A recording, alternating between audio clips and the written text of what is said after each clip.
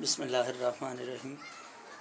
सुना कोई गल तू है दर्दी, सकून आवे करार आवे।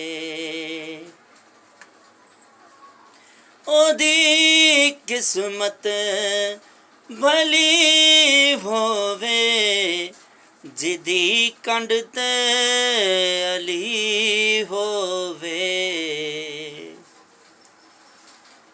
किसे मैदान विच होनूं कसम रब दी ना हार आवे।